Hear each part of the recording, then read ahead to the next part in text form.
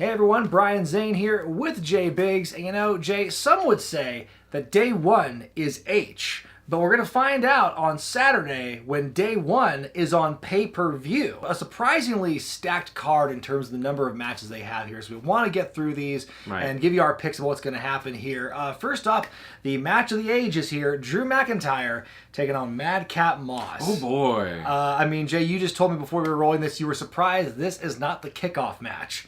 Madcap Moss just doesn't ring main card to me for some reason on a pay-per-view like this. Is this Riddick Moss's first pay-per-view match? I think so. I think so. He's been in the company for a pretty long time, all told. And so, I mean, who knew it would take being, you know, Happy Corbin's lackey. Right.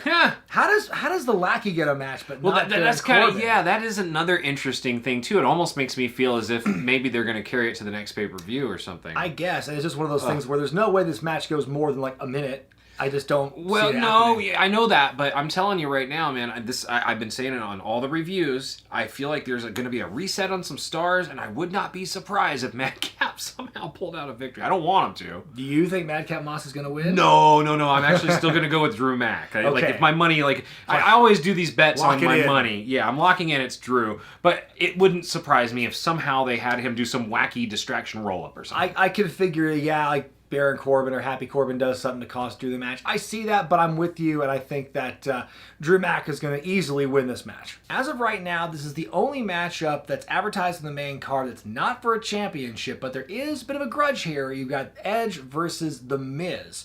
And Jay, we saw the big vow renewal on Raw this week. We saw the brood bath with the blood that was spilled on The Miz and Maurice. And so that was the last big thing we saw this one. What have you thought of this feud so far with Edge and Miz? It sucks. I'm just so far. Here's what I think is going to happen, and I think how they can maybe spark it up. I think eventually it's going to lead to, like I said on the review, I think it's eventually going to lead to a mixed match. That does feel like it makes a lot of sense where you get Beth Phoenix involved. She's been off TV, not doing NXT stuff, you could see her getting involved. It's kind of like what happened last year, just before the pandemic, when she got in Randy Orton's face before getting RKO'd. So I could see her kind of trotting that out again, and she gets involved with The Miz and Maurice, and that totally sets it up. So. I mean, maybe that is kind of wishful thinking, because they could have done the same exact thing with Seth Rollins, though, when he was invading their home. Yes. You know, I mean, so you know, like they could have played out that whole storyline, like because have they really even said? I mean, maybe I'm wrong, but have they even said why Beth Phoenix necessarily is off NXT? Well, she just was like, she's done. She's doing commentary, so her run was over. Yeah, maybe so. As for why, they didn't give an official reason. Well, maybe she's training again. Maybe she's getting ready to come back for that Mania match or something. I don't know. She could. Maybe she's further pursuing her country music goals. I don't know. Here's my big prediction about this match. And this is going to throw off a lot of things that it's going to blow you away. I actually believe that Omos is going to help The Miz. Really? I have this is so wild and wacky and out there. But it's like, the feud with he and AJ is not over yet. You think he's just going to transition? Well, that's the thing he's going to be the heel. Yeah, he's the heel. We know that. He's going to be the heel. So AJ's going to be the face. So I don't know how it's all going to work out, but I just have a feeling that Omos talking backstage to The Miz instigating that turn. Omos is not ready. I don't care what they say. Like he's still too green to be a single star. He needs somebody. Sure. So with them seeing that they can't just be like, hey, here's this big guy, we're going to put him out there, he's going to beat everybody with like a squash match. That's not only going to work so long. So right now they still need to make him like that backup heel. So if the two were a team together, would you call that Miz? I don't know. I just think this is honestly, just to be real with you, I think WWE likes their big guys. This is the dude that they replaced Strowman with, etc., etc. I think on Miz and Mrs. to have Omos there. How interesting. I'm sorry, but I just want to see an episode where Omos is just kind of like running around carrying like the shopping bags for Maurice or something, where he's like, he's got to change the diaper. Like some episode where Omos is given way too many responsibilities. Yes. And madness ensues. So let's circle back to the match itself. Who do you think's winning this one? Oh gosh, I think The Miz is gonna win. You think Miz? I have a if the feud continues, he needs to win.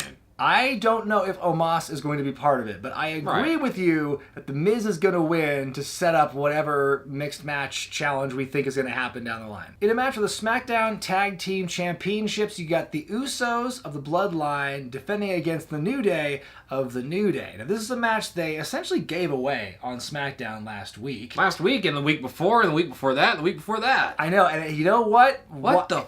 If it ain't broke, don't fix it, apparently, and that's kind of what we learned with these two teams over the years. Okay. They've wrestled each other countless times, and it's never been a bad match, but I gotta say, it's like, I think it's time for some new tag teams to enter the fray, get involved a little bit more. Didn't they have an awesome Hell in a Cell match a while back? I remember that was years ago, and they pinned one of the Usos down with the kendo sticks. Yes, or maybe it was the Usos pinning Xavier. It was one of those things happening. They tie him in there with the kendo sticks and stuff. Yeah. I think that was all good, all well and good. And the match is gonna be great. It's gonna be fine. It's gonna be a fine match. Who do you think's gonna win? Usos. Yeah, I'm kind of with you on that. I think the Usos, as part of the bloodline, that affiliation, it doesn't make any sense for them to lose the belts. I mean, it never stopped Benjamin and Alexander from dropping the Raw tag titles when Bobby Lashley was champion. That's a whole different thing, though. But yeah, I would agree with you. The Usos are going to retain. Moving on to the Raw tag team titles now, as RK Bro defend against the winners of the RK Bro-nament in the Street Profits. Jay, what do you think about this match? You know what? It's going to be good to see two face teams essentially kind of working each other, just to see what the mesh and style is. I'm glad they're working each other. I did honestly think that it was going to be Rey and Dominic winning the RK Bro-nament. And that would eventually lead to the turmoil break or whatever. What do you think of Randy Orton and Riddle as time has passed and they've kind of settled more into kind of the opposites attract or odd couple kind of gimmick? It's maybe one of the storylines carrying Raw, if anything. You think so? Well, yeah. I mean, if you look at who's hot on Raw right now, and the champions you have and the people that they could bring in or not, I mean, Randy Orton and Riddle is like I said in the review too. If they don't drop the belts at Mania, they're going to wrestle each other at Mania, and that could even be a title picture they could do. And you know what? I mean, me personally, I do love a good odd couple pairing, and I do like the chemistry that Riddle and Orton have. And Orton is like a terrific straight man to just about anybody. So I think that what they are doing is working right now. Maybe, as far as is it carrying Raw? I don't know. What do you guys think in the comment section about that? But I definitely find them entertaining. Who do you think is going to win this title match? Oh, RK Bros. Yeah. For sure. I'm in agreement. The Street Profits, it's like, I feel that they were champions for so long, and it was just, to me, when they were champions, it felt kind of monotonous, and it's like, I feel that they need still more time away from the belts, if that makes any sense. And RK Bro is still an act that's got some legs. Right. So I could definitely see them, retaining, but I think it'd be really cool if we keep this thing with the Alpha Academy going, because that's been going on. And in fact, there was some brief confusion when we were thinking that Alpha Academy was actually challenging RK Bro. That's not the case, but I wouldn't be surprised Monday if they keep it going after the pay-per-view. Right. Maybe after the match, you could have, Gable and Otis kind of run in and start some stuff. Little schmoz or something. Yeah. There was some talk back when the roster, when they were doing what's it called? The draft. That's what it was. When they were splitting them up, that they were talking about maybe either splitting the Street Profits or having Montez turn heel.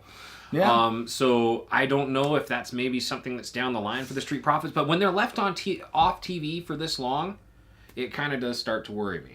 Like to where you're not getting a good storyline. We'll have to wait and see where that goes. I think there's too many. If we're to believe that the Rey and Dominic thing is going to happen any day, and then also think that this might happen, and there's too many tag teams breaking up for right now. Well, it could be the women's division. Potentially, yeah, that's right. Hey, you know what? It works for the women's division. Right. They don't have break up everybody. They don't have tag teams either, and look how well it's working for them. Liv Morgan will challenge Becky Lynch for the Raw Women's Championship up next, and to me, Jay, this one feels kind of like a toss-up, because on the one hand, Becky Lynch is so dominant and she's such a big deal, so it makes sense for her to kind of stay the course, hold on to the championship, and fight back Liv Morgan. On the other hand, if they don't pull the trigger on Liv Morgan winning the championship now, I don't know when they ever will, because this is probably the hottest she's ever been in terms of momentum, and even then it's kind of like, is it really? But I think it's one of those things where after Becky won the way she did in their title match, it seems like, it's only natural Liv's going to get the big victory as a result in the rematch.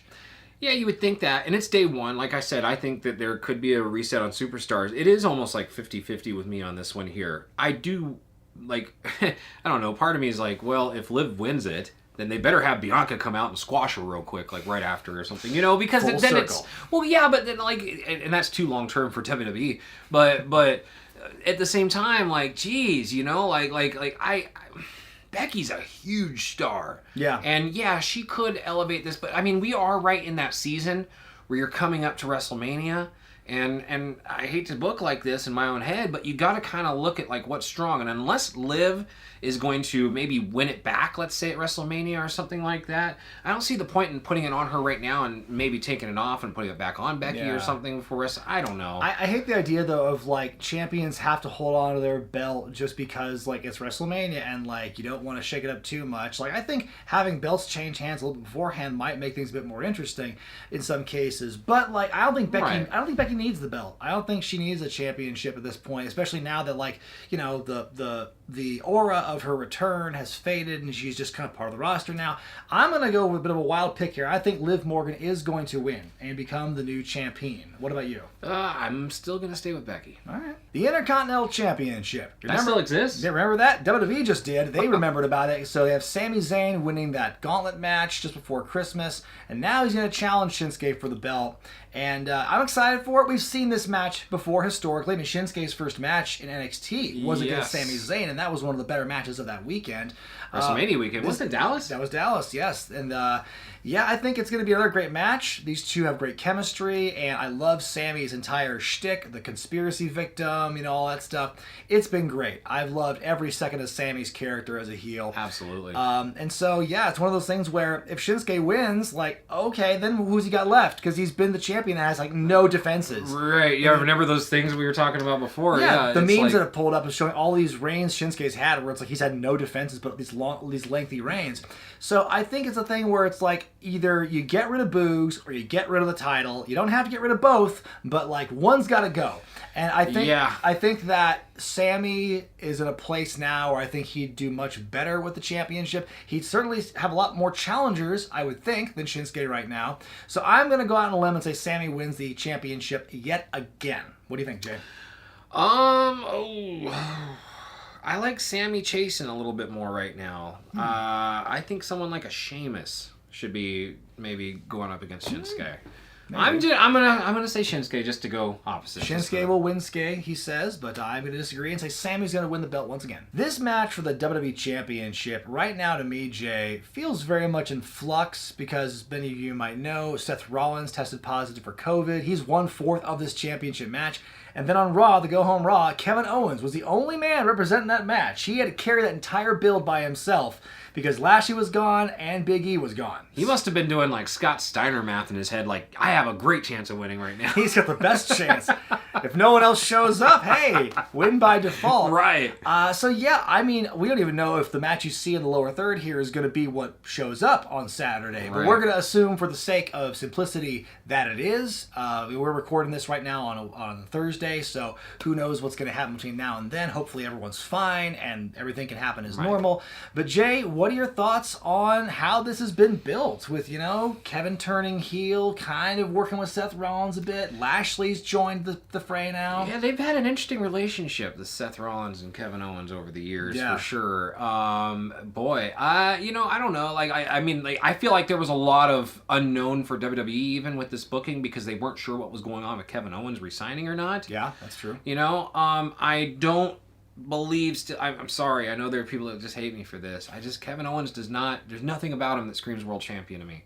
I don't mind him being in the picture necessarily. I don't think he has bad matches even. I just don't look at him and go, that's who I would want as the WWE champion or something like that. So, you know, 100%, the only person, in my opinion, that should come out of this event with that belt is Bobby Lashley. Okay, well, I like where you're going with that, but I'm going to disagree. And I think if you're going to allegedly spend $2 to $3 million to keep a wrestler in your company, then you better put a ring on it or put a belt on it in this case. So I think that Kevin Owens is going to kind of pull kind of a shocker here and become the new champion. But with that being said, Gallows and Anderson should have been the tag team champions right after they signed their deal, right? That's a good point. So, yeah, I think it's going to be, it's kind of wide open. I mean, I'm not really but I'm not going to lock this answer in. I guess for the sake of an answer, I would say it's Kevin Owens. Could just be Big E at the end of the day. But, I mean, I do think that Kevin's got the momentum right now. I wouldn't be surprised. Yeah, I don't mind Big E as a champion, but the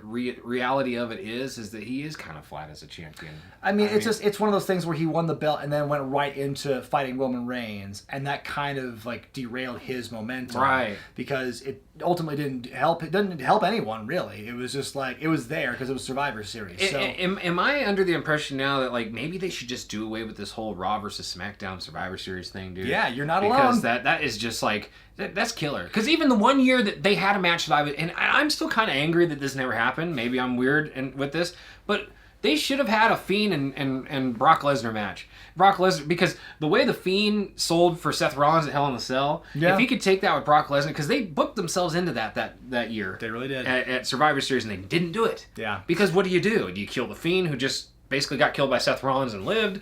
Do you kill the Brock Lesnar? Yeah.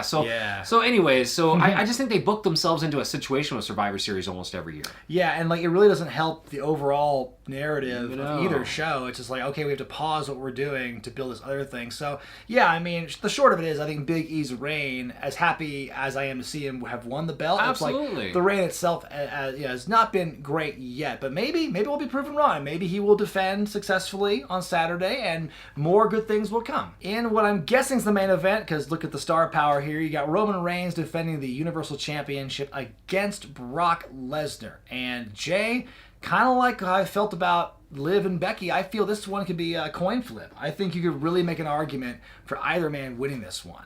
Yeah, you could. I just don't see them taking anything off of Roman. See, I'm kind of getting into this kind of deep thinking thing where it's like, hey, this news that WWE is not going to be testing people for COVID anymore, and there's the issue of Roman Reigns being this immunocompromised individual, and like, hey, he took a hiatus before when the outbreaks were just first beginning, so would he possibly like see a way out and take another break so maybe Brock would beat him for the belt? Roman's gone for a while. I can't imagine that though, just before WrestleMania, after all they've spent building him up. But I mean, anything's possible at this point, the way I see it. Well, yeah. I mean, but that's what we were talking about earlier, with the belts. You're like, you keep them on the right person going into Mania to create that interest.